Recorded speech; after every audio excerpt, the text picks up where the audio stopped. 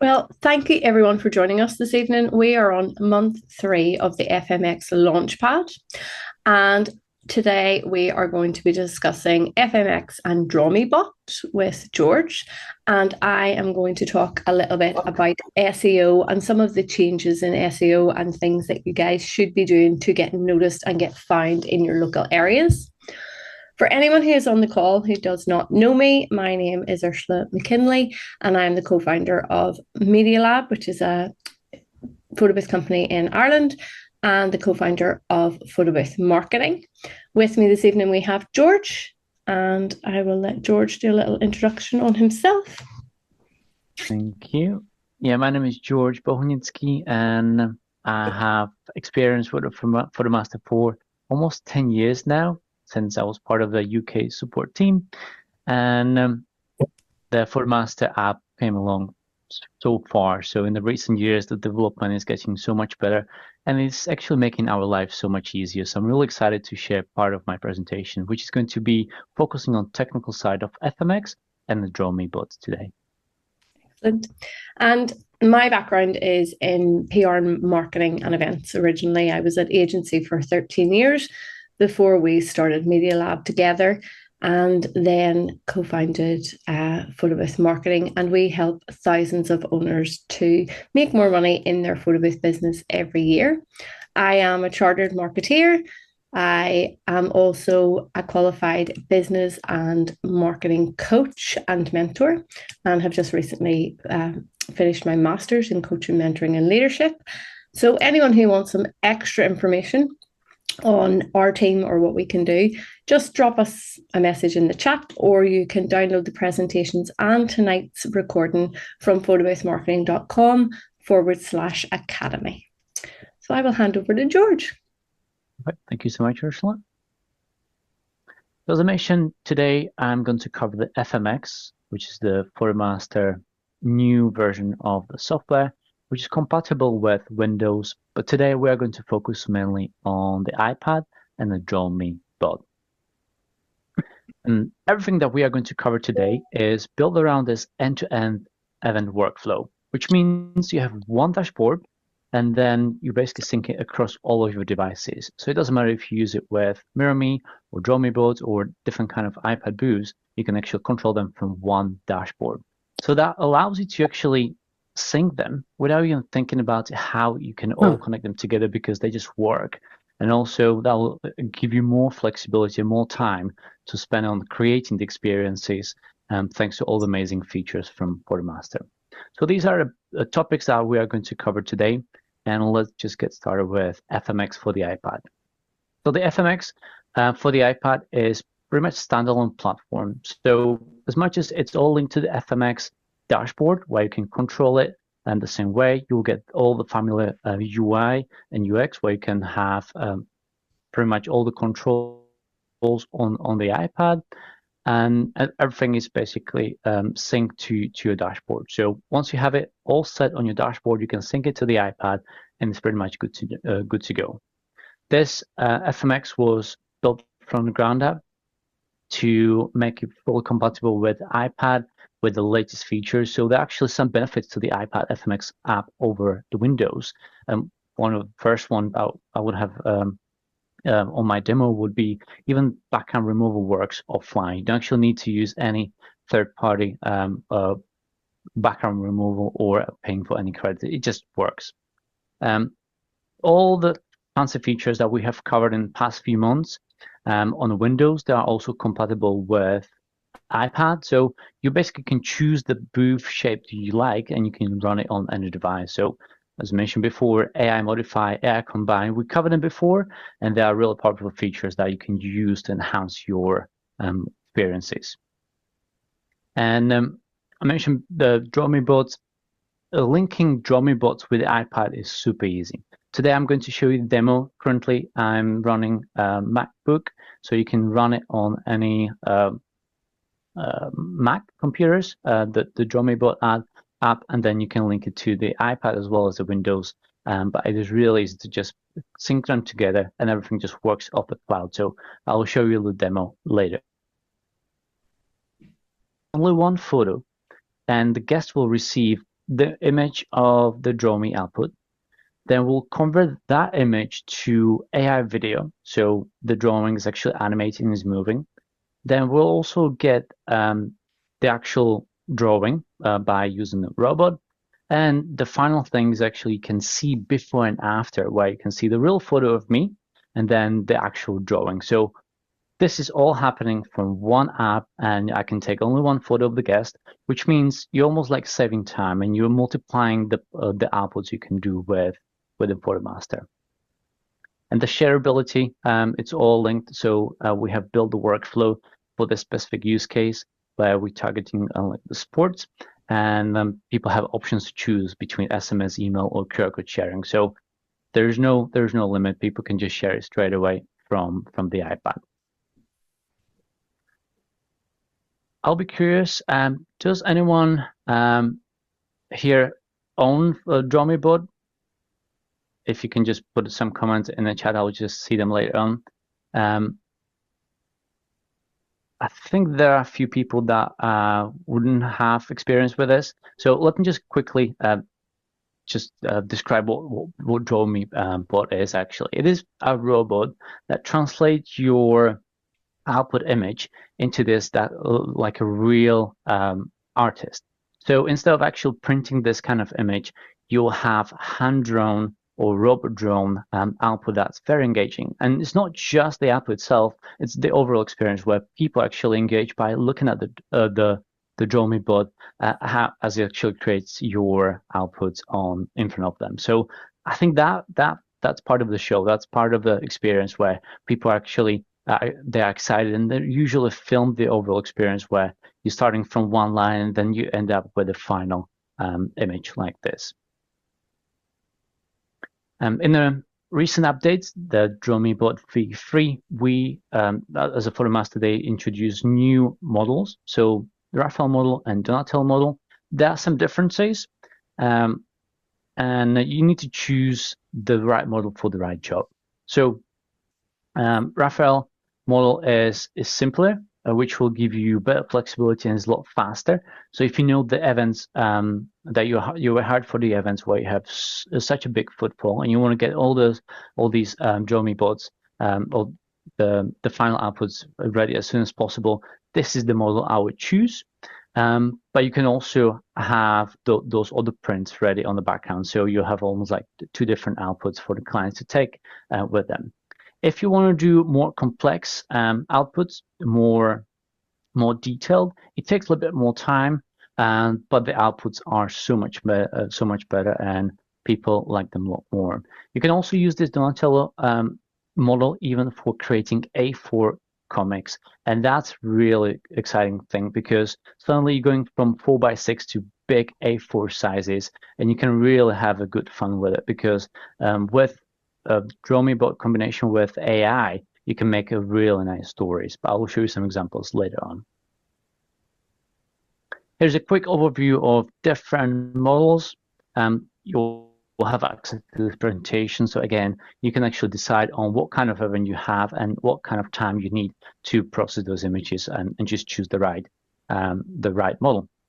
Later on, we are also going to cover AI Playground, which means you can actually do all these tests without using any Draw Me bots, without actually creating workflows. You can just literally test it for yourself, see if your prompt is working with the specific model, and see what actually works. That way, even when you're creating proposals, you can send them those examples to your clients, and they can actually decide on what is the best output style they're actually going for.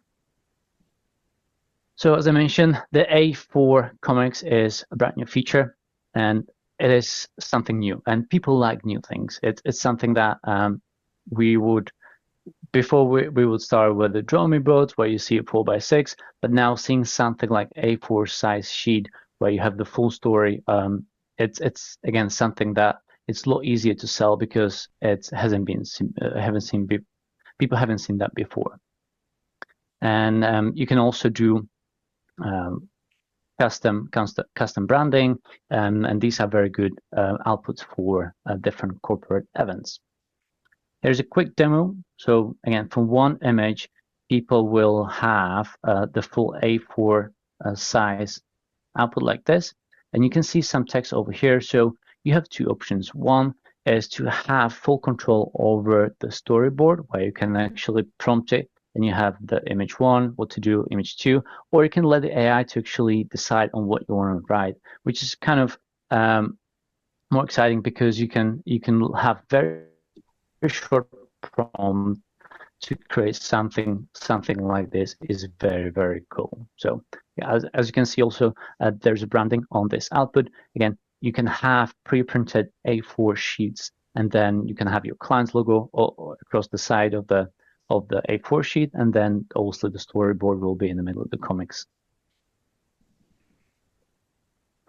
The FM Print, so this is a free software that you can download from the cloud. This software will save you so much time. Before I mentioned that the whole experience was built around this end-to-end event workflow, which means you have just one platform and just works. Having everything on one platform means, again, you don't have to think about how you can connect your laptop or your iPad to the print server and all. So here with FM Print, printing is working as it should. You basically just hit print and just prints it for you. But this new feature is very cool, where you can see before and after. This is one of the examples. What you can do, you can show clients the actual real photo on the left-hand side, as you can see here, and then the actual sketch or draw me style image on the right-hand side. So that way, even when you're handing over the images to your clients, they know exactly, who is who. I have an example here on my workflow where I basically just into your overlays. Again, RJ, repeat that. Your internet's not great. You keep dropping out. Okay, let me. It's not terrible. You just at points are dropping out. Yeah, I'll use wide internet just in case. Yeah, with the FM Print, you can download the FM Print from the dashboard, and it's a free app that you can use for printing your images from the iPad or Windows. But also the latest update of FM Print will allow you to do these kind of fancy features where you have before and after. So especially for Draw Me Bot, you can see the image of the person, the real photo of the person, and then on the right hand you can see the draw output on the right hand side. The big benefit of this is if you would hand it over the draw me output, sometimes you might not sure if you have a busy crowd, if you have so many people around you, sometimes you don't know who is who. But if you have the real photo of the person on the left hand side, that way you can easily recognize the person and hand over those outputs to your guests. Select, think, and play. This is a whole ecosystem built around this feature, and you starting with the dashboard, where we create the event, where we design it all, and then you can sync it and then use it on a device. I'm going to show you quickly now the experience that we have built here. Here's some examples of the playground. As I mentioned, if you have just an example of the image of the draw me output in here. It doesn't take long. This is my prompt, so I just basically said ambitual boxer in the ring, and the AI actually gave me all these outputs. So you can let the AI to create the output for you, even a text, or you can have a detailed prompt that specify what you want to see on the image 1, 2, 3, and 4, and that way you have more control over it. But that's something that we are going to cover later. So, and this is the cloud system. This is the main dashboard where you have all these different events. What I have here is a demo where we have a workflow that is currently synced to my iPad. You need to have a license for your devices. So currently I'm using this license over here. And the workflow that I'm going to show you today is basic sport caricature experience, where we're taking the photo. The photo is going to be printed on the image, so I can see myself. The real image will be there. Then you'll get the sketch. You'll get the draw me picture, and also you will have the AI video output as well.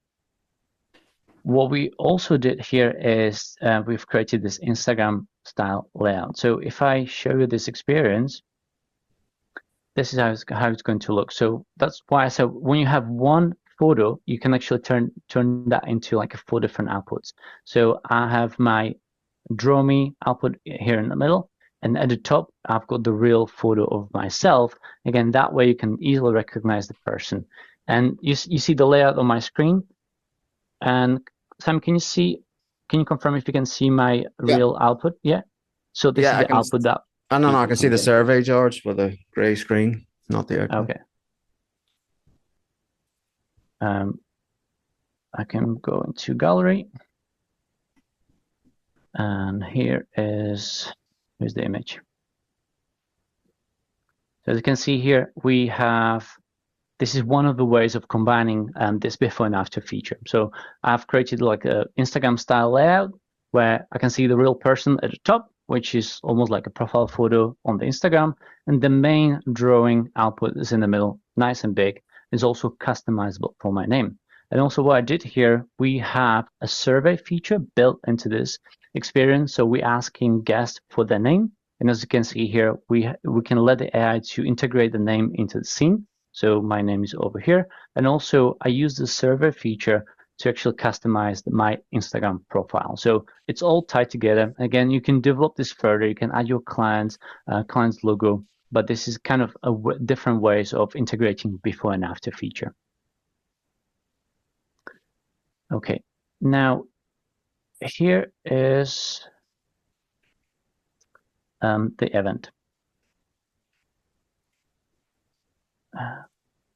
What I'm going to show you now is my iPad. So I'm going to share the screen of my iPad so you can see in real time. And I will have a demo. Now, what you see here is a screen of my iPad. And this is the new experience where you have 9 different characters to choose from. If I go back to the main dashboard, inside the cloud, I have my demo event. So I have the workflow selected, I have my layout selected, and then I also have my FM print selected, which is also running on my Windows computer. And if I do any changes, or once I'm happy with my workflow, all I need to do is to select the right workflow. So let's say I want to go for demo 1, show me AI video. I need to sync the event. It takes a few seconds just to download all the assets in my iPad. And then if I go to play, I can use it straight away. So the guests are guided by using this main dashboard. This is the selection screen where we have 9 different options to choose from. You can fully customize this. I'm going to also show you how you can customize this yourself. It is so much easier compared to the previous versions. So right now you can see the 9 different possible options. So I'll go for let's say the boxer. I'll type my name. Hit done. Now the guest will need to take a photo. So here's nice layout. And George, this allows. Thank George, you're beautiful. Sammy. That layout, the shape of the person will kind of guide them to make sure people are looking at the camera and make sure we have the best possible quality for AI to translate that into our AI output.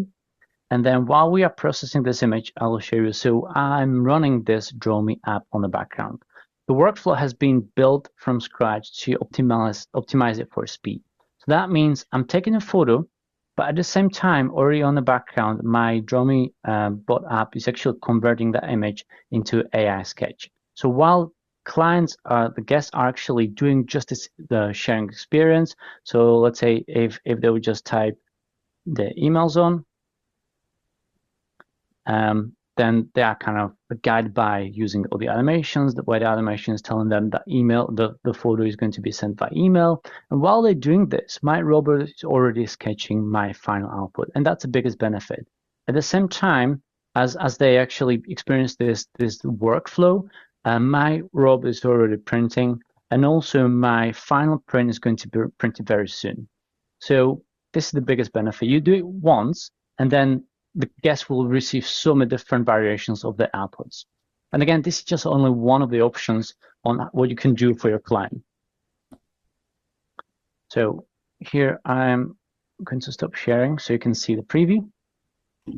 This is the photo I just took right now. I have my name on at the top as well as a draw me output. And then right now I've used more detailed version of the draw me AI, so it's going to give me a pretty detailed version of my output. So it takes some time, and once I have this version ready, I'll show it to you.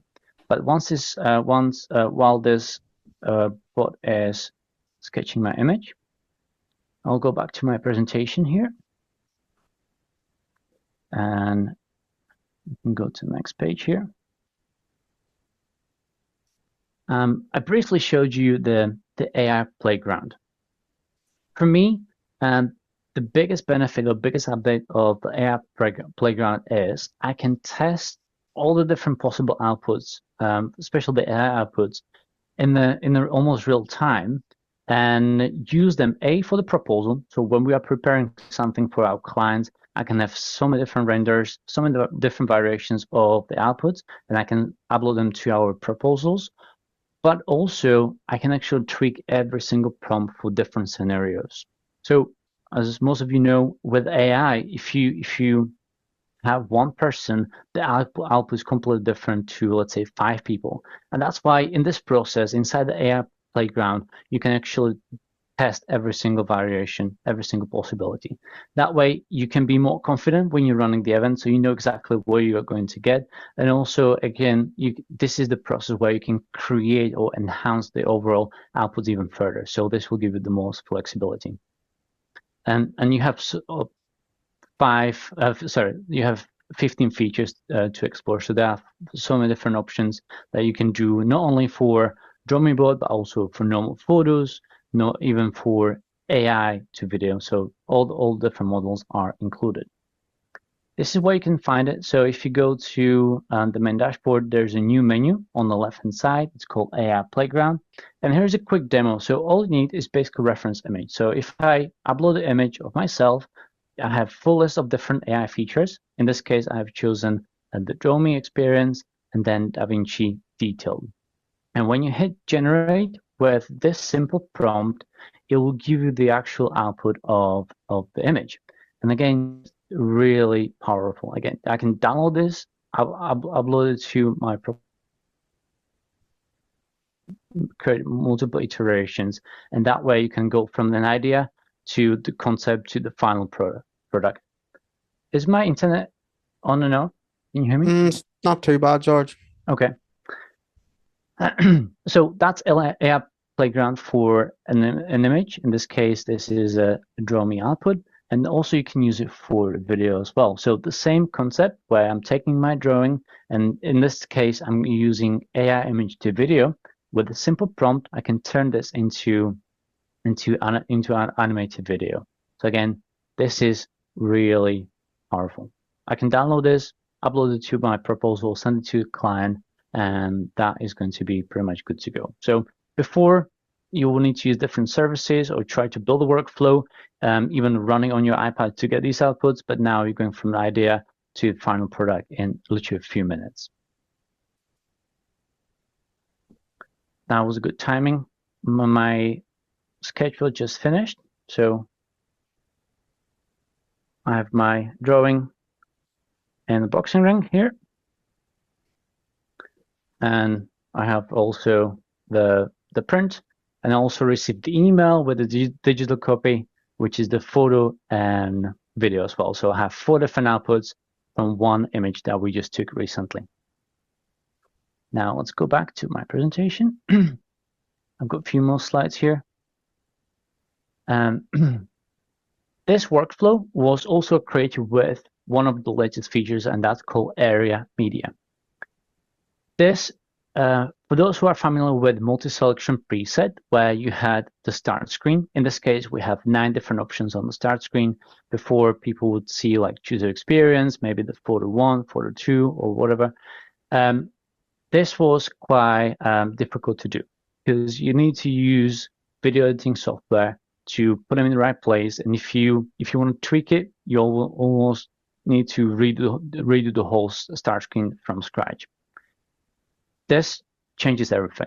You can literally just create your start screen from scratch inside the workflow, and you don't even need to leave that because with the AI, you can actually generate those images very easily. So the previews, what you see on the start screen are going to be the real previews your clients are going to get. It's not going to be, before, there were so many occasions where we need to literally just fake these outputs. But in this case, what you're actually doing here on the media, on the area media, is going to be the real output that your guests are going to get.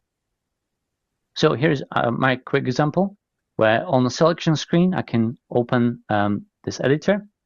And here are just the images. Again, I've used the example because the images are super easy to change. If you have those previews, again, you can tweak by using the prompt. What I'm doing here is to go into properties of this specific experience. So I'm going to replace the Cricut one. What you need here is a reference image. So in this case, I'm using my photo. And then when you hit AI generation, sorry, this is just keep clicking away. So when you hit AI generation, you choose the model as you would in the AI playground. You generate the image, and now that image, in this case, is going to be cyclist. It's going to be on your start screen. You can move it around, and already AI knows, or the whole workflow knows what to do with it. So you pretty much go from, again, an idea. You can tweak it very quickly, and if your clients want to just change, let's say, one of the experiences, this is how easy it is to actually change the previews. And this is not applicable only for Adobe experiences, as you can see here, almost for anything. So let's say instead of me choosing a DaVinci, I will just choose modify. I'll use the image of myself and just turn myself into like the neon experience that we have done last month, or almost anything. So again, this will give you so much flexibility to build your custom start screens directly inside the workflow, and that's the most powerful part. On this example, you can see that you are not limited by just images. Our final workflow is actually using transparent MOV files. For those who have tried to create these experiences yourself, you know how difficult that was before, but now you literally have a small 9 different videos playing on the background, and you can move them around. So if you don't like one of them, or even when you get access to this experience and you want to use only 3 sports, you can easily just remove them and you're pretty much good to go. So again, this will give you so much flexibility between choosing different start screens, different formats, so JPEG, MP4, more files with transparency, and almost like there's no limit on what you can do, what you can provide for your clients when you're building these experiences. This is also applicable for the sharing section. So if I go back, I can show you the sharing. It's also called selection screen, and it's built the same way. So we have animation playing on the background. I have a text, which is linked to my cloud SMS. Then email is linked to the email, and so on. But again, if you don't want to use one of the sharing options, you can just click here, delete it. So let's say if I don't want a QR code, I can move them around, and you have just email and text, and you're pretty much good to go. Again, these are small animated icons, and you have full flexibility on like do anything you want with them. So this area media will save me so much time. Instead of me doing something that's more static, I can create very dynamic workflows where you guys can actually easily customize it without actually need to use any special video editing software. So that's everything from my side. Are there any specific questions about everything that we have covered today here? I think you've all answered most of them, but if there's any more, shout. Thank you I have a so question. much. Go Yeah. for it, Sunday. Um, George, cost-wise, um, I is there any additional cost over and above your regular PhotoMaster licenses and what have you? Or are we paying more for this, or what I have already will include this if I have these? Does that make any sense? There are different tiers. I think Ursula mentioned it last training. George, we've lost you again. Yeah. Yeah, do you have the breakdown of the cost on your sheet today, or that was just Yeah, I last? have it at the end, Cindy, just in terms of what's included in each tier within your PhotoMaster pricing. Okay. But Yvelle is with us as well this evening. Now, she can't talk, but she will answer you in the chat as well, just in terms of any additional fees that there may be for. Do you have the AI Draw Me bots? We have SketchBots, and I'm thinking, I have 6 PhotoMaster mirrors. What am I doing with a SketchBot? Maybe we should have bought the other one, the Draw Me bots. And so it's not out of the realm that maybe we could make a change there. If this is more economical, I'm finding SketchBot very expensive. I can chime in there a little bit, Cindy. So if you have the mirrors, then you're running a Windows license for Yep. FMX. So the bots are going to use an iPad license in their software. So you would need at least one of those licenses. It'll run 5 bots per license. And then it's just like any other AI, you pay per AI generation. So you're paying for the annual license and then AI generation on each drawing, video. So, if you send out 3 AI generations, it's going to cost those 3 iterations for it, if that makes sense. Yuval said, Cindy, too, if you already own a PhotoMaster license, you just need the cloud subscription, which gives you access to FMX and all the cloud services. And since you have multiple mirrors, you only need one cloud account to cover all devices. Which I have. Yeah, there you go. George, do PhotoMaster have event codes for this? There's no event code as such, but this experience will be inside the dashboard. Everybody's cloud account? Yeah, you can just literally choose this experience, load it, and it's going to be on your account with all the different 9 different sports outputs. Okay. So yes, you don't need event codes technically. No. Michael's had them since they came out. Mallory, can the FM dashboard launchpad be accessed for demo purposes without a subscription? Yuval, that's another question for you. I think you need cloud account, but then once you have a cloud account with some credits, you can test them. Yeah, okay. Adam says, FMX has been a fantastic upgrade, still learning the bots. Have my first event with them next week. Oh, go Adam. Adam, when did your bots arrive? I got them, I think they came in last week. Yeah. So, and I've already set them up and started running them through some of the things, trying to learn all the little quirks, getting them updated, all that stuff. So, yeah. And Adam was lucky he bought his with the PVM discount as well. So I will give you all the discount codes at the end of this session as well for anybody who is looking to purchase some new hardware or software or upgrade from where you are at the moment. If there aren't any other questions for George or Yvelle, I will take over. That's okay. That's fine, Ursula, with us. We're ready. Thanks. Have to make sure with the right screen up. Sanjay, we'll go through the pricing at the end so you can see. Yeah, I have everything to go through. Close all your tabs, Ursula. I'm trying. Close them faster. Can everyone see my screen? Yeah. Excellent. Thank you. So I have a short presentation. It's never short. That's a lie. Don't listen. It's never short. Tonight or today, for many of you, I am going to cover a little bit on SEO and just why it matters so much for your photo booth business. So bear with me. If you have any questions, pop them in the chat and we will take some questions afterwards. So why is SEO so important? Most of your ideal customers are already searching online.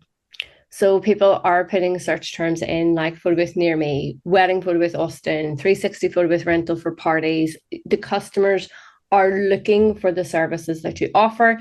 And if you're not showing up, your competitors are getting those inquiries instead of you. So SEO, and for anyone who doesn't know what SEO means, that is search engine optimization, helps you to get consistent with inbound leads to your business, reduce resilience on paid ads or reliance on paid ads, and building long-term visibility in your local service area. It also helps you to attract a higher quality of client. So when someone is intentional with their search, they are someone who is looking for your services and wants and needs your services and are much more likely to book with you. So one of the biggest things that I wanted to address tonight, if this is the only thing that you take away from this presentation, is about NAP consistency. Sometimes you'll see that written as NAT, N-A-T, but the actual term is NAP, N-A-P, which is your name, address, and phone number. This is the foundations of trust for Google and other search engines. So your business details must be identical everywhere you are present online. They need to be formatted consistently, and they need to be easy to find your website within those as well. So we have done this in our own business. This is how I know. If you have a photo booth business, and say, for example, like us, we are called Media Lab NI, that is our registered business name, but sometimes we just use Media Lab and forget the NI.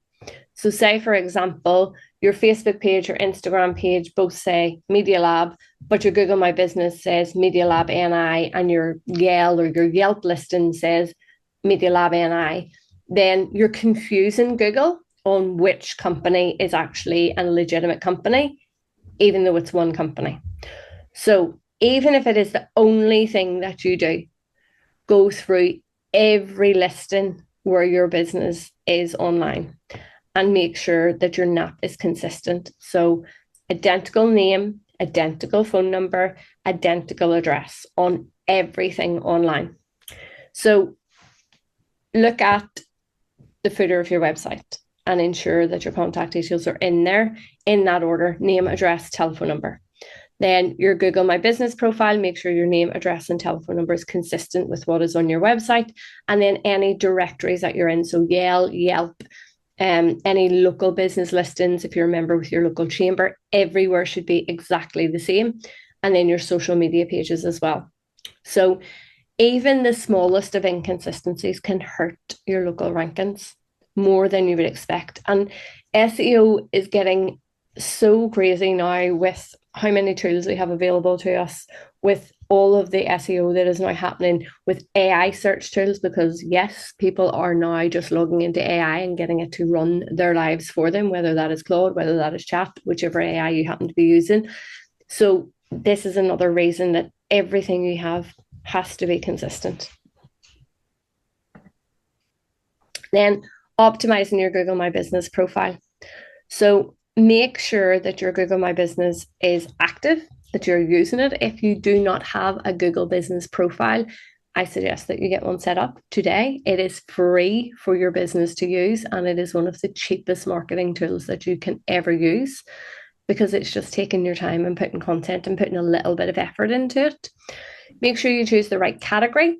Be very aware that the photo booth category is a service, and that photo booths, as Google still sees them, are the photo booths where you go to get the passport photographs taken. So they're always looking for a physical location. If you do not want to show your address on Google because you still work from home, like a lot of owners, then you're going to want to choose a different category, because to choose that category, you have to give an address. Add your service areas, so the cities, towns that you cover. Upload high quality event photographs, and do this regularly. With photo booth marketing members, I always recommend that you should be updating Google My Business a minimum of twice per week. Tuesdays and Thursdays are good days. Add all of your services so that people know everything that you do. and write keyword-rich business descriptions. So ensure that you are writing in the words that you know people are searching for in your area. And don't take for granted what people are searching for. Go off and do some research yourself. Do some Google keyword research and find out what people are searching for in your area, because every area is different. And then the features that most people ignore. So most people set up a Google My Business profile and think, oh, that's it, and one and done. But if you post weekly and you use the Q&A section and enable messaging, you're much more likely to pull yourself up the ranking, especially on localized maps.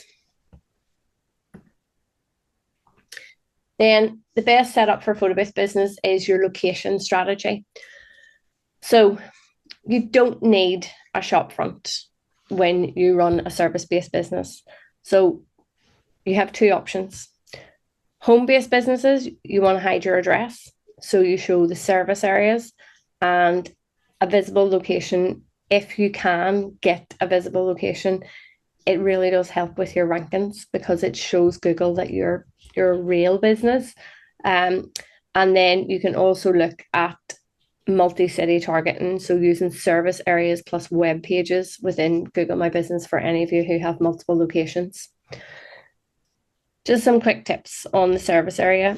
Don't select the entire country, even if you are doing multi-city, because you're just confusing Google more, and it's having to look for more information about you. And if there's not lots of information and there's not lots of landing pages and they're not seeing backlinks coming from all over the country, they're just going to pull you down the rankings instead of push you up. So focus on your real booking radius. And I always say to people, when you start with SEO, start within 10 to 20 miles, first of all. Focus on where the local business is and who is going to spend money with you this month, next month, the month after, and build that SEO first and foremost, and then start to move out. So prioritize the cities where you want to work more in the beginning. And then local business listings for citations. So citations are backlinks essentially to your business, and this helps Google to confirm that you are a legitimate business. So really important platforms to use: Yelp, Bing Places, Facebook, Instagram, anywhere that is a high ranking valued website. You want to have your website listed there, which is then giving a backlink to Google to say this is a genuine business. And backlinks are one of the biggest things for SEO. So if you are in a small area and you're doing lots of events, try to work with the event planners, try to work with the local venues, try to work with local charities, try to work with your clients to get backlinks on their website as well. And I know that can be difficult to do, because lots of people think, oh, how do I get a backlink? Draft a quick news article on the event that you've done for someone and ask them to add it to their website with a backlink. You know, there's real simple things you can do, and everyone is crying out for content, because that's what helps everyone win. So don't be afraid to ask. Some people will say yes, some people will say no, but if you don't ask, you don't get. What I'd like to see everyone in this call do is get your business added to at least 10 to 20 directories online. So that is all of the things you see here, like Yelp and Bing and Facebook and Instagram, and get yourself a list of 20 to start with. Ensure that your NAP is identical on every single listing, and include your website link, because that's what's giving you the backlink. And then add images and descriptions where possible as well. Reviews, rankings, and conversion. So reviews don't just influence your customers, they also influence Google and your ranking. So to get more reviews within your business, ask straight after the event. The closer you ask for reviews, whether at an event or just after the event, the more chance there is of you getting that Google review. Send a direct link to people as soon as the event is finished, and automate it in your follow-ups. So if you're using a CRM system like CheckJerry or BoothBook, you can automate follow-ups to every single event that you've done. And then offer guidance. So most of the time, it's hard to get someone to leave you a Google review because they're like, oh, I don't know what to write, or it takes them time to think about what to write. Give them an example and say, as a small business, we really rely on Google reviews. We'd love it if you could give us a review on last weekend's event. Here is an example. You could use something similar to this, and let them just copy and paste it. With Google, what they're looking for is the quantity of reviews that you have. And they're looking for how recent they are and keywords in the review. So even if the person leaving the review doesn't use the keywords, when you reply to that review, use the keywords. So if someone, a bride, for example, leaves a review to say, oh, we had such a great time with Sarah at our photo booth, or at our wedding at the weekend, underneath you can say, it was amazing to service your wedding photo booth on Saturday in venue X in whichever area when you're replying, just so that you make sure you're giving those signals to Google and it understands who you are, what you do, and where you service. Tip on this as well, reply to every single review, because again, that is just building your authority and building your trust. On-site SEO. So this is on your actual website, and this is what tells Google who you are and what you do. Your pages need to have some very specific things, and this is the absolute basics on SEO for on-site SEO on your website. Your homepage should have a H1, which is the first heading on your homepage, and that should be who you are, what you do, and where you service. So your main keywords and location. Then you should have services page within your website. So weddings, corporate parties, depending on the services that you offer. And then location pages. So this is where you start to replicate some of those service pages and put in specific towns or cities that you service. That's kind of a next phase. You want to make sure that the on-site SEO is really good first and foremost on the main website, and then you start to build out those location website or location pages. So just in terms of the basic page titles, tell Google who you are, what you do, and where you service. Then you have two types of headings on a page. So you have H1s. You should only ever have one H1 on your website. And then H2s. I recommend a maximum of 5 H2s, and that is getting excessive. 3 to 5 on any page for a H2, which is like a secondary heading. But again, you are using your keywords there.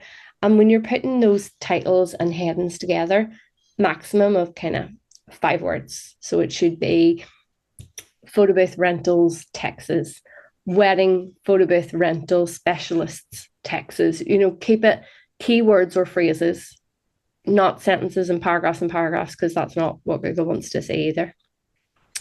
The other thing is to make sure that all your images have alt text on them. So alt text lives in the back of the image, so in the media. And for anyone who isn't aware of this, for many years within Photoshop, you could have went into the back end of your images when you drop them into Photoshop, and you see what information is stored in there, and you could update that. And that would have pulled through your alt text. But now with most websites, whether you are using Wix, whether you're using Squarespace, whether you're using WordPress, and all the other hundreds of things that are out there and platforms we can use, there is places in the back end, or you can sometimes use a plugin. I know with WordPress, you could use SEO plugins that make it really easy for you to go in and update those H1s, H2s, alt images in the back end of, or alt text in the back end of your images. But again, it's going to be using those keywords that you have researched and you know that people are searching for in your area. The next thing is making sure that your website loads quickly.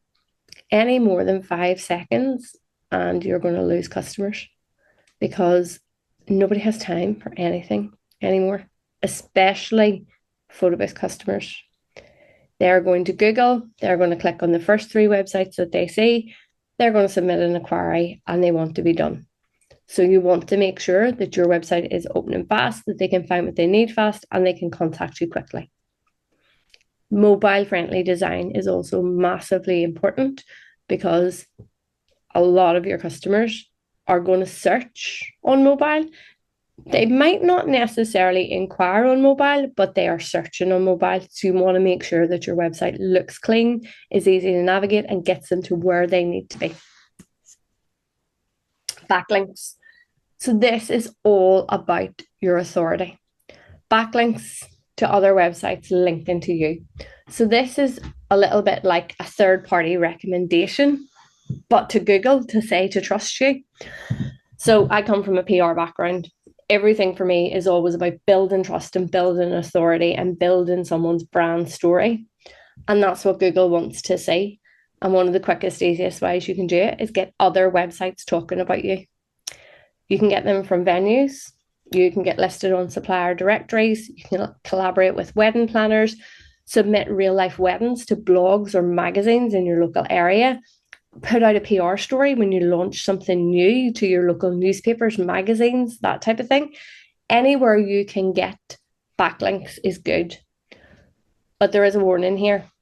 You can pay for backlinks, and you can pay for cheap backlinks, or you can pay for good backlinks. And the backlink and the authority of the backlink is just as important. For example, on Photobooth Marketing's website, we do a feature called Meet the Boother, and that backlink is worth between $650 and $900 because our website has a very high authority in terms of ranking. So what you need to do is you need to look at websites that are high authority. So magazines, newspapers, they're all going to be really high. Radio stations, they're going to be really high. Local charities, local venues, those are all high ranking websites that are getting, they have good authority already with Google. And if you have a backlink on those, one link on a really good website is worth 50 crap links that you've bought through an SEO company. So use your time wisely. Think about the clients that you already have, that you're building relationships with, that are very likely to give you a backlink if you ask. Because most of us don't. And it's only when you ask you realise that people are okay with this, because they're all doing that to boost their own SEO as well, and offer to do it for them too. Blogging. So blogging is really good for SEO as well, because it is telling Google that you're an authoritative voice on the topics that you're talking about. So some of the simple things you can do: best wedding photo booth ideas in Texas, how to choose your photo booth for a Texas event, top corporate event entertainment trends. You could put in Texas there if that's where you're trying to focus in on. Think about blogs as talking to your customers and helping to capture those early stage searches. So what you want to do is you want to look at content that actually answers questions for people. Look at the questions and think about what your customers are asking you and write blog posts on that, but ensure that you're writing them with SEO in mind. So you're using your keywords from the Google keyword search that you have done, and you're also using those trending words that you know customers are looking for. I can tell you now, what we search for as owners and what customers search for are completely different. So please put the time in and do some keyword research in your local area. Consistency is a big thing with blogging. You want to write 1 to 2 blog posts per month, and that can be difficult. Now, we are very lucky that we have AI tools now to help us with blog content, but you also need to be careful that you are putting in some of your own creativity, because Google and other search engines are now starting to see AI content when it has been written completely with AI. So you want to put your own spin on it, use AI to come up with ideas and then write it in your own brand voice. So that takes us into the AI search tools. And I'm just going to go through sort of 5 top tips why good content isn't enough anymore. So I have been doing a lot of research into this because we are currently running an AI series for Photobooth Marketing members, and it's very prominent because as a marketeer, I have to stay abreast to the things that are happening and are changing in our industry as a whole and as a marketeer, and things are changing every single day. So what is on this video tomorrow morning could be out of date by lunchtime. So you have to make sure that you're staying on top of things. You have to make sure that you double check things. And you have to also ensure that you're using the right tools and the right sources when you get information, because not everything is true and not everything is real and not everything is right. But AI search tools like Chat and Google Gemini don't just rank pages, they select and recommend businesses. So for example, I am a lover of Chat still. I know everyone else is moving to Claude and think Claude's the best thing that's ever happened to them and they all want to marry him. But for me, I have been using Chat for 3 years. It has so much information about me. I have trained it to talk like me, to write like me. And I've tried moving it all into Claude. I've done all the things. Claude and I are still not friends. We're going to be. I'm going to give him time. But right now, Chat is still my go-to. When I go to use Chat to write a blog post or to write any type of marketing content, it is pulling information from other sources. So any of you that have used an AI tool to write anything will see that it will give you information and it will show you where the sources are that they have got that information from. You want your business to become one of those recommended sources. That's essentially your goal. And it's no longer just about ranking, it's about being chosen by the AI tools. So for all of you who are sitting in front of a computer right now, go into whichever AI tool you use and put in a search for top photo booth companies in and your area. If you do not come up, you've got an SEO problem and you really need to address it and you really need to work on it. So how do you become the chosen one? To be recognized, you want to be recognized as a brand or entity, not just a website. AI doesn't just look at your website, it looks at your overall presence across the entire internet. So this is where the NAT comes back in. Consistent business name everywhere, mentions on multiple platforms, clear identity of who you are, what you do, and where you operate. So I want all of you to make sure that your NAP is correct across all platforms. Use the same business description everywhere. Now, 12 months ago, I wouldn't have been telling you to do that because Google was penalizing you for duplicate content. But the problem that we have now is that the AI tools want the same content and consistency everywhere. So we're going back like 10 years ago when I was doing SEO, well, more than 10 years ago, I'm showing my age now, 15 years ago when I was at agency doing SEO, we used to use the same content everywhere because that is what Google was looking for. Then Google got really content rich and was like, oh, no, we don't want all this duplicate everywhere. We want something different. And we want you to show that you know what you're talking about. And now we're going backwards again because all of the AI tools are pulling from multiple sources, but they want to see the same thing. So if you can have the same thing coming up in multiple sources 3, 5, 6 times, they're more likely to pull you through as a source than someone who's coming up differently. So same business name, address, phone number, same business description everywhere, and get listed on multiple trusted sites. So the real big shift here is that Google used to rank pages, and now AI is ranking entities and the business themselves. So there's a bit of a juggle going on, and we have to do it all, unfortunately. So your authority is not just content anymore. Publishing blogs alone is not going to cut it. Doing landing pages is not going to cut it. AI is looking for trusted sources that are mentioning you, real world credibility and industry relevance. So look and see the top 3 business magazines in your area. Look for your local wedding magazines, look for your local wedding bloggers, look at your venues, try to get featured everywhere and anywhere that you can with your business name as it is. They're not going to give your address and phone number necessarily, but that backlink, the backlink is really the key to all of this. So get featured on wedding blogs or event sites, partner with venues and suppliers, build backlinks from relevant businesses or sources. An example, as I said earlier, getting a backlink from a really well-known site, such as a wedding venue, can outperform 10 blog posts or paid backlinks. So we've got to do it all, guys. And then reviews are now a core ranking signal. So I have always been a real pusher on the review side of things anyway, because a third-party recommendation is always much better than you going out and blowing your own trumpet, essentially.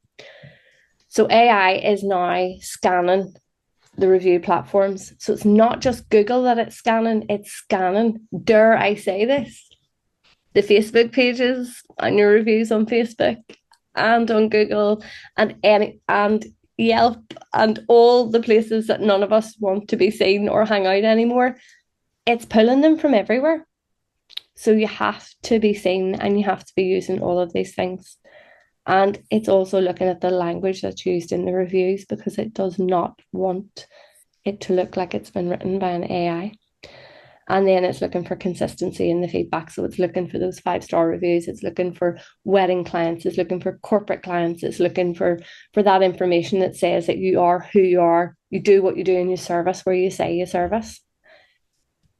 So please, everyone, start asking clients, every single client, for reviews. Encourage that keyword-rich feedback. So when you're given that example, use the search terms. So wedding, photo booth, rental, corporate event, specialists, look at the keywords that people are searching for and respond to every review, no matter what platform that is on. So reviews aren't just for trust anymore. They are data for AI to make decisions about you and your business. Answering questions, not just selling. Excuse me, sorry. So AI prefers content that directly answers the user's intent. So instead of focusing on really heavy sales pages, focus on clear explanations, frequently asked questions, and helpful guidance. So look at your Q&A section and make sure you're answering the questions that customers ask most frequently. How much does a photo booth cost? What events is a photo booth best for? How much space do you need? Look at the questions that your customers are asking. Make sure they're included in your frequently asked questions and use those as a guideline for your blog posts as well. The structure also really matters. You want to use short paragraphs, bullet points, and clear headings. So again, think H1, H2. And also, for SEO purposes, it's about readability, and it has always been about readability, because people don't read reams and reams of information. If it's a medical journal, yes, it's expected. But when someone goes to your website, they want quick information. They want it jotted down so that they can see it and that they can use it and move on quickly. So keep it short and sweet, but rich in terms of what you're answering or what you're saying. Be consistent across the entire web. I think I've said that 100 times this evening, but AI validates your business by cross-checking multiple sources. So if your bio information is inconsistent, it's going to drop trust with the AI tools as well. So where does it matter for AI? Your Google My Business profile, your website, your social media, directories, and reviews. Those are the 5 key things that AI tools are searching first and foremost. So again, make sure that the wording for your services is the same across all those platforms. Keep your contact details identical and update the platforms on a regular basis. So it could even be real simple things where you have your mirror booth listed on your website as mirror booth, but on your Google My Business profile, you have it as Mirror Me, or you have called it Selfie Mirror, you've called, we all do this because we have so much to set up in our business when we're starting out that we go and we do things. And 10 years ago, they were looking for different information. So we might have tweaked it a little bit or changed it a little bit. Now it's back to basics again. Everything has to be exactly the same across all platforms for the AI tools and for AI search. So SEO used to be just about your website, and now AI SEO is about your entire digital footprint. So everything that is out there about you or your business online is what it's pulling. sources from. To win the AI search, you need to be visible everywhere, be trusted by others, be clear and consistent in your messaging, and be helpful, not just promotional all the time. Answer those questions, tell people how you can help them, and that's how you're going to win. The businesses that combine SEO, authority, and trust will be the ones that AI recommends first. And all of these things combined are going to help your overall SEO. So it's time to start looking at it. And these are all things that every single one of you on this call can do yourself. You do not have to pay someone else to do these things for you. So quick wins you can do this week. Fix your NAP across all platforms. Optimize your Google My Business profile fully. Ask 5 past clients for reviews. Add 1 location page to your website. And reach out to 2 venues or partners for backlinks. And just a little quick note when we were talking about Google search terms. I thought this was very interesting given George's topic this evening. So there are multiple products that you can purchase in the photo booth industry, like the AI Draw Me bots. And people think that customers are looking for certain words for that product. When I did a search for this recently to help someone with their SEO and to help market this product, the biggest search term that is coming through for little robots that draw people at events is AI drawing robot. So that's what the customer is actually searching for. They're not using product names, they're not using software names, they're looking for AI drawing robot. So get clever in your marketing. Talk about the things that customers are looking for. It's the same way that for a mirror booth, for years people were searching for wedding mirror. And we were using it for our SEO and for our ads for years because everyone was doing mirror booth and selfie mirror and all the things that are now very popular. But in the beginning, people were actually just putting in the words, they seen a mirror booth, seen a mirror me at a wedding, and they went, oh, wedding mirror.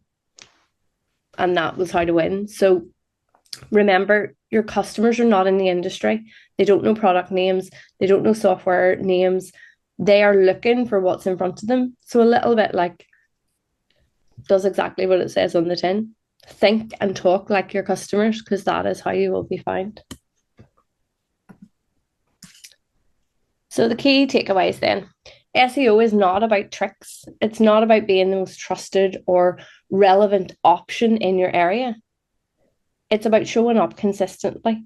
It's about providing clear information to your customers, to Google, to other search engines, and to now AI models. And it's about building trust signals. So it's the same way that I would tell all of you to go out and network and build relationships with human beings and other business minds in your local community. You need to build your authority and build your relationship with the online tools so that they know exactly who you are and what you do. If you do that, you will get more inquiries without having to pay per click. So I'm going to stop and see if there's any questions. Yeah, Madison, my Google My Business became unverified and it is not giving me new options to re-verify. Where can I get help on that? Madison, did you put in to Google, have you said to Google that you want to disagree with what they've said? Why did they unverify you? So I had done attempts. Essentially, I made some big progress when essentially all my reviews got taken down. I chatted with them and talked with them. I got those back up and everything was fine, but then it wanted me to re-verify. And I think because I don't have a physical location or a physical like storefront, they asked me to do the video thing. And I was like, do I just need to print out a sign? But essentially, I started the process of re-verification. It failed, and then essentially stopped me from doing it again, and then I got busy with other things. But now I'm at the process of like redoing all of that, and it's not giving me options. So yes, first step is reach out to them, and I guess just communicate and be like, hey, like I am a business, I'm here. Yeah. But yeah, I wanted to. I will tell you now, to get verified when you're doing a video verification, you have to have a physical sign that is drilled into a wall. Like it actually, you need to go and get a proper sign, and it has to be drilled into a wall beside your house number, or they won't verify you. Beside the house number. It will help. Yeah, because I was going to either like drill it into the wall in front of the house, or like go back to my garage and put it on the garage. Now, Don't put it in the garage. Got to be visible from the street. It'll help you to get verified more quickly. Okay, now what if I don't do physical address and instead do service area? So they're still looking a sign. Okay, got it. So just make a nice wooden sign, drill it into the wall, put it next to my house number. Does it have to be like huge? No, it doesn't. Like you can just even go, like the silver plaques that you see outside businesses, and sometimes there's 12 of them on a wall. Like it doesn't have to be big, but it does have to be physically nailed into the wall. Okay, fair enough. And then with regards to that, also, I was not able to get my specific domain name. My website is New York Photobus, but my handle is NY. And the people who parked the NY name want to like charge me a big fee to lease the domain from them, which I didn't do. So I'm wondering if New York someplace isn't NY on Google, on Instagram, is that hurting me? Not your domain will not be hurting you, so long as your registered business name is the same across every platform, same name, same address, same phone number. The first two places that Google go and look at are Yelp. Yelp is one of them, and your social media. Mm-hmm. Okay. So I should just basically, if I don't have nyphotobus.com, I should go and make sure that my newyorkphotobus.com references heavily at nyphotobus Instagram handles. Basically, everything else on the internet is NY, including the signs on my vehicle. So domain only is New York spelled out. Yeah, so that's fine. That doesn't matter. So long as the business name is consistent across everything else, it doesn't matter what the website domain is. Your website could be www.spottydog.com. Okay. So you're saying that inside of the website, when I make reference to it, I probably should then not spell out New York Photobus. It Absolutely should be not. NY Photobus in the content. Yeah. Very good. It needs to be whatever the business name is consistently across everything. Okay. Thank you. Stevie says you're number 4 in our area. She's number 2. We're number 4, and Stevie, you're 200 miles from us. And we don't even cover your area. Okay, it's not often I get a win, so I'm going to take it. Okay, so okay, take the win, Stevie, and we're going to help get you to number 1 and get us off there because we don't want to service your area. No, Stevie, listen, we'll still white label to you. Don't worry. Oh no, okay. We wouldn't do that to him now. Yeah. Stevie, we'll take all the events, Stevie, and we'll white label them for you. Thank you, sir.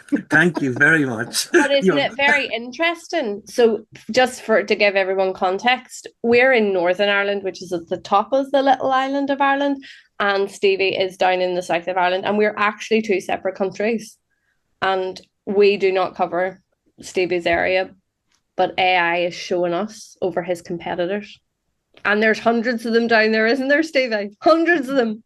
This is true, but you do Capra Castle, don't you, in that time? We do, yeah. Yeah, we would, yeah. We dip in just over. We go to the nice places. We'll go to the castles and the ones that want to pay us. Yeah, we deal with all the crap. You go to the nice places. Our SEO is clearly working. So, excellent. Good. Does anyone else have any questions? It's a lot of information, but simplified down. Exactly the same information everywhere. Name, address, phone number. backlinks are everything, but high ranking backlinks. So look at where you can get those for free first and foremost. Have a little look at some of the PR things that you can do to get yourself listed in news articles or magazines, and really work on those backlinks and reviews. And make sure that your website is clean and tidy and has the basics on it before you start investing into any more marketing tools within your business. Get the foundations right first, and then start to build from those foundations. You see a lot of websites, Ursula. I see a lot of websites. I see a lot of websites that terrify me. A lot of bad websites. Yes. I've also fixed a lot of websites and launched a lot of websites. So, yeah, I think we've done, what are we in April now? We've done 44 websites since December in the industry. So, yeah, quite a lot. Maybe I should put my link in the comments for people if anybody does want me just to check their website for them or get Was that well, now I'm curious, is that 44 brand new websites or 44 redesigns? That's brand new. Right. But these people had a website already. Yeah, but most of the time you just hated it. No, to take the website that you have and to fix it and change it, sometimes you're better just rebuilding the entire site, because sometimes it's such a mess in the back end, or it's all over that it's quicker to knock down the house and rebuild it than to start fixing and moving things in the house, because you'll be there and you'll keep moving things around and then things change. You're better rebuilding. I have a question to that point specifically. Is there when you were talking about alt text for the pictures, one of the things I was thinking about doing was downloading all the content that I have on my existing website, and let's say pictures, number one, making the file sizes of the pictures physically smaller. Yep. So they load faster, but also would it make sense to like rename each picture, the file name, what it is, as another way of being like, is that the same as the alt text, or is alt text something different? / is it good to also just rename this is Mirror Me Booth at Night. This is yeah. Yeah, it is good to have the file name named as well, but you still have to go in and do the alt text in the back end of the website. So say, for example, if your website is built on WordPress, you need to go into your media library and into each individual image and give it a title and a description. Now, George might be better on this, but for a while there, WordPress was pulling through the image titles from the image, but it's not as you've saved it, Madison. It's what the image information is in the back end. Yeah, the things are changing quite a lot, so I'm not sure recently. But normally I would actually have there are different systems, but on a Mac or Windows, you can just rename the whole thing. So if I'm sharing something from, let's say, one event, I would actually call the name of the files the same way as it should be. So the venue and the experience, and that way you have a good foundation. For example, on Shopify and a few other websites, they're adding more AI tools. So based on that file name, it actually can recognize what's on the image, and you have basically predictions how the AI, how the alt text should look like. So some of the tools, some of the building tools can save you so much time. So depending on your system, look for some kind of tools or plugins that can help you with alt text. And then again, take as a foundation, but that will save you so much time, because those plugins with the AI built-in, they can actually see the image and describe what is that image about. Dorothy, I'm from Canada, Alberta. I have purchased the Draw Me bot. I wanted to have a name related to the bots, but I have future plans of getting other boos that are not the bots. How do I go about this so I don't confuse my clients when they search for me online? So is this your brand name, Dorothy? Your company name? Can you talk? Yeah, I can talk. So I'm still trying to get a name. I just ordered the bots, but I was just wondering if whatever name I'm getting, I thought if I use the bots, it's going to be more, like captivating for the clients. However, I remember you mentioned something about what clients commonly search for when they're looking for the bots. Yeah. So I was wondering, should I get a generic name that will work for other bots that I'll get in the future? or I focus on the Draw Me bots right now. I don't want to confuse it. Dorothy, I would absolutely recommend that you create a brand for your business. So what you should have is a brand name, and then within that brand you can have product names that you can use and market those products to people and market the services you offer. But by having a generic brand name, at least then you can add to your inventory, you can change direction within your business, you can grow into a wedding party, event rent, you can grow into anything if you have a generic name. If you go solely on the bots, it's very difficult. And many of us do this when we start out as owners. You know, Sammy was Selfie Murray and I. Oh, you were something else before that too, you know, and that was because he had selfie mirrors. But then what happens when you buy a digital booth, and what happens when you buy different styles of mirrors, and what happens when you then get other products like the Draw Me bot, you know, that name is no longer relevant because what he had done was he called himself a product rather than a brand. And this, what we were talking about tonight, is that Google and AI want to rank the brands, they want to rank the local company. So just come up with a name that you can stand over. And like, a brand doesn't even have to mean anything. George and I have done hundreds of brands that are just words. And then you can have, it's your sub messaging from the branding that tells people who you are and what you do. And that's what Google wants to know. And that's what the AI tools want to know. And, you know, so you can build from any name. It doesn't matter what the name is. Is that helpful? Yes, thank you. Sorry, I delayed to respond. Thanks. That's okay. Thanks, Dorothy. For anyone who would like an audit of their website or their brand, I have put a Google form in the chat that you can use. And for anyone who is watching this back and isn't live with us today, I will also pop that in with the materials tomorrow when we add this to Photo Booth Marketing Academy. Brace yourself if you're doing it. Brace yourself. She's never that complimentary. I'm not going to lie to you, people. I have been recently. Not recently. There's definitely been a shift and a change in the industry where there's more good coming through than there is bad. So there's definitely been movement compared to when we started in 2018, and there was no one that sent me a brand or a website that I had anything nice to say about. But people are getting much more educated. And again, that's because people have taken on training and taken on advice and changed and adapted and grown their businesses in the last 10 years, that new people coming into the industry now see good brands and good websites. And so there's definitely been a shift. Yeah, it's not bad following more bad. Yes, yeah. The blind leading the blind. The blind leading the blind. Indeed, indeed. I have just a few more slides that I'm going to go through on FMX for anyone, and just with the current offers that are available. So if you're currently a PhotoMaster customer and you're looking to upgrade your software, or if you're not a PhotoMaster customer at all and you're looking to buy, or you're looking at any new products in your business, we have some codes that you can use as well. And they're all valid until the 30th of April. So there's only 3 days left to get your credit cards out. Let me just share and go through this information. I'm on the wrong screen now because I had the Google form up. Let me just. So if you have missed a month of PhotoMaster training, you can click on the presentation and view the training and register for free to watch it back at photoboothmarketing.com/academy. We will email everyone who has registered for these calls so that you have access to that. So FMX is not software. It's a profit multiplier.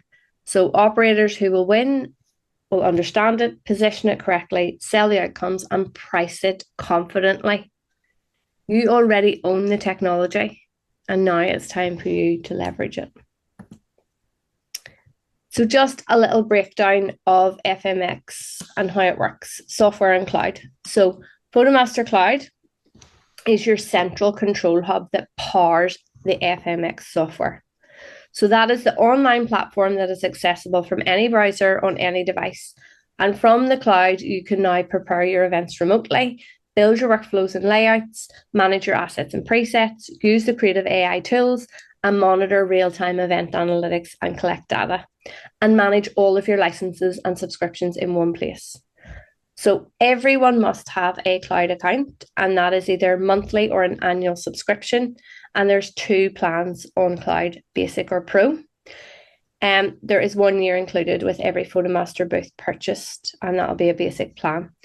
You only need one account, one cloud account for your company.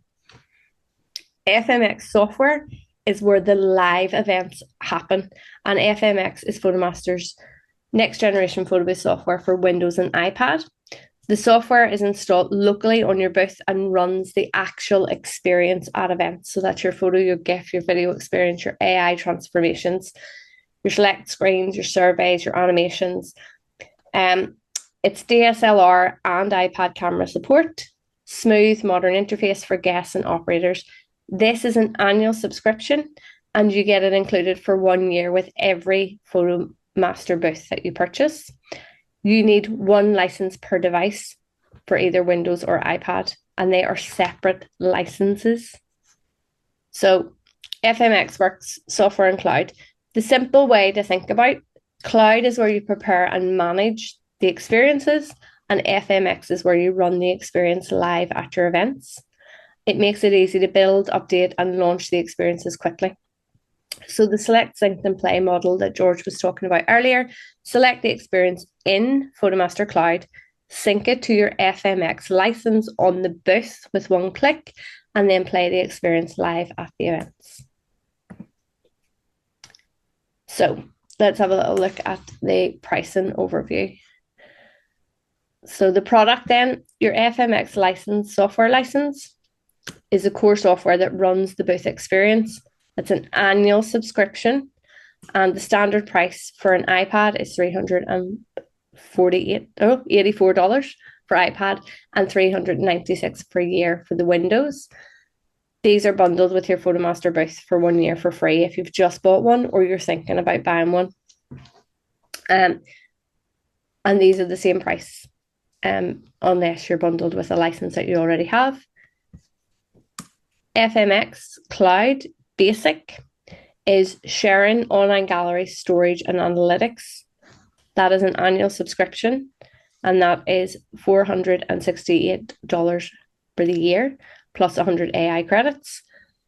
You can get 3 months free on FMX Cloud Basic if you use Basic 3 free PBM, which will make your first year $351 plus your 100 AI credits.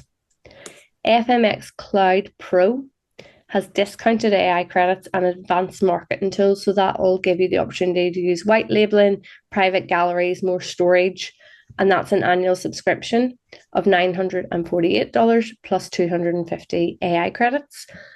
You get 5 months free with the photo booth marketing code, and that is Pro 5 free PBM, which makes it just $553 for the first year, plus your 250 AI credits. PhotoMaster booth purchase, so hardware, FMX, and Cloud Basic, plus your 24/7 support included for the first year, is a one-time purchase on a new booth or piece of hardware, and the prices on the booths vary, but there's $350 off anything over $5,000 using the code 350PBM. All of these codes are live until the 30th of April. So anyone who is looking to join or update their software or move forward with their software or make a new purchase, you can use those codes to get some discount. So just to make it simple for everyone to understand, buy a PhotoMaster booth. The booth price includes your FMX license plus 1 year of basic cloud for the first year. You already own FMX software. You only have to pay the cloud subscription. You buy FMX software separately, then you need the FMX license plus your cloud subscription. You already have a cloud plan, you only need the FMX license. And those are the exclusive offers again. So anyone who's looking basic cloud, there's 3 months free. Anyone who's looking pro cloud, you can get 5 months free. And anyone who is looking to upgrade their booth or equipment. If you use the code 350PBM, you can get $350 off orders over $5,000 until, the 31st of May. They are available. I'm a month ahead of myself. I thought it was April. And for anyone on this call who's not a Photo Booth Marketing member, you can get all the info and join here when you download the presentation on the recap tomorrow. I am going to stop sharing now. Thank you, everyone, for joining us. Do we have any final questions today? I got one. Go ahead, How should we handle a negative review? Reply to it. Publicly or privately? Publicly. What was it? Something that you did wrong? Sure. Hold your hands up and be honest. Yeah. Absolutely, because I have so much more respect for somebody that is open and honest and says something along the lines of, thank you for taking the time to make us aware of this. This does not happen very often in our business, and we take all complaints very seriously. We are currently investigating this with our team and we'd like to resolve this matter with you. Can you please contact us? Don't use the word sorry, but be accountable. That's the PR spin on it. Great. Thank you. But yeah, be accountable and be open and honest with people. Look, we're human and we're in a service industry and things happen. Absolutely. And as like I say all the time, if you're not screwing up events, you're not doing enough events. Yeah. That's the fact. Because McDonald's will get your order wrong 30 times in a year and you'll still pull into that drive-through. So allow yourself to be human. And 100% event record is not it's not realistic. It is if you're doing 5 events a year. If you're doing 300 or 500, it's not realistic. Sooner or later, as a human, you will make a mistake. So it's not. Allow yourself to be human and infallible, because that's life. Honesty is always the best policy, and holding your hands up and being accountable, people will have so much more respect for you. Sanjay, what license do I need for the bots? I have a mirror booth. That's a Uvel question. That's a Uvel question. Or a George question. Not sure. I'm checking the website right now. Sorry, George, I'm throwing you under the bus. So, Sanjay, if you have your cloud account, as Uvel said earlier, the cloud account will give you access to all of the features. But which FMX, you'll need a license for the bots, I assume. Let's just see. So, Michael, if you've Cloud Basic, though, your cloud account is where you set up all of your events. What about the actual license? Yuval says you'll need DM bot. Yeah. Draw Me Bot license. Yuval, how much is the Draw Me Bot license? $59 a month, billed annually, which is $708 a year. Said you'll need a cloud subscription with it. Can be used with FMX for iPad or FMX for Windows. Yeah, and if you have a mirror already, you should have your cloud account. Look at Michael. Michael's on the sell. That's not even the cost of one event, so it's well worth the investment. Michael, how often are your bots out? Michael does a lot because I'm on a social media. Hey, those wee robots are out there making you two or three. Yeah, 2 or 3 times a month. They're definitely getting more popular as well. You're seeing them more and more, which is great. Excellent. Can we go now, Ursula? That was like an hour and 45 minutes. That's dismissed. Yeah, do you see what I mean now about the short presentation? It was never happening. George was long tonight, wasn't it? Ursula, it never I'll put happened. my hands up, yeah. It was George tonight, not me. I'm just going to say that. Well, thank you everyone for joining us, and thank you for staying with us. Hopefully you have taken some value from tonight's session. And if you do have any questions, feel free to reach out to myself or the team at hello@photoboothmarketing.com, and of course to the PhotoMaster support team, who are awesome and there to help you with your products, your licenses, your subscriptions, and all things software related. Thank you, Yvelle, for being on hand and in the chat for us today, and to George for some great tech training as always. Have a great week, everyone, and we shall see you all very soon.